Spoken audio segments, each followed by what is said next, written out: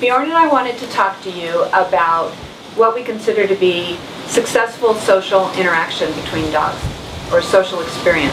So many times over the years I've had clients or students come to me and say, you know, I want my dog to be more social at the dog park, for example. I want him to be interactive, play ball, wrestle around with other dogs, and he doesn't do that. He just kind of stays off with himself, and they want him to be more accepting of a dog coming up to him on the street at the end of a 25-foot flexi lead with a dog nose to nose with their dog.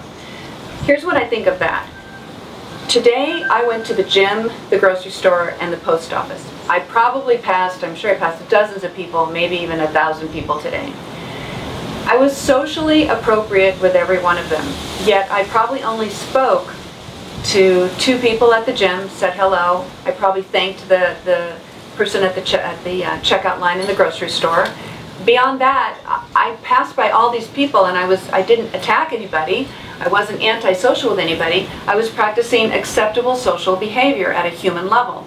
Now, I feel the same way about my social interactions for myself as I do for dogs. I don't think it's fair for us to tell a dog who they ought to like or not like. Now, that doesn't mean that I don't care about whether a dog attacks another dog. That's not true. Obviously, the dog has to be polite and not go after another dog. That's a given. But I don't want to force my dog to interact with a dog when he doesn't feel like it. What I think about is when I was a teenager, I grew up in Latin America, in Central America, and there was a party every weekend. That was the way the culture was in those days and in Central America.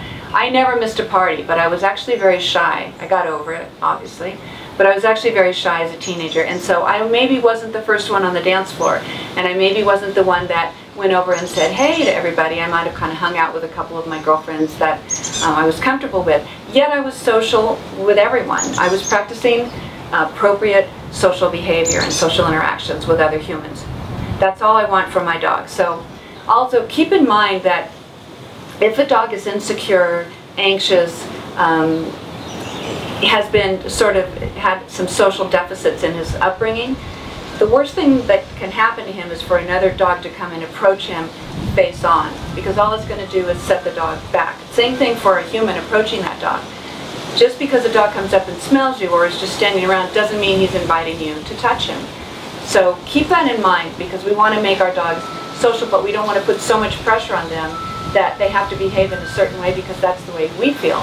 If you go to a dog park, which is an iffy environment anyway, it's not an environment that I like to go to, you want to make sure that you're not pushing your dog to be something that he's not.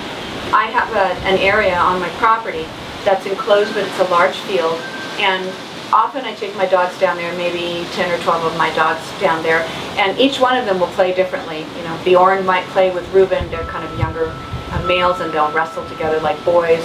My female husky, Natasha, she likes to flirt, come in, and then go out again. My dog from Spain, Sondor, he's the fun police, so he has to tell everybody when it's going too far. My dachshunds are kind of nose-driven. They'll nose around, not really play with anyone at all. If I leave that field and come back up to my home, and I haven't had an incident, and everyone's tired and everyone's happy, I consider that a perfect social opportunity and a perfect social interaction with those dogs. I don't want anything more than that from them. So ease up. Let your dog be who he's going to be, and consider him a very social fellow, even if he doesn't want to play with a dog that you think he should play with. And that's all we have to say for now. Bye from Bjorn.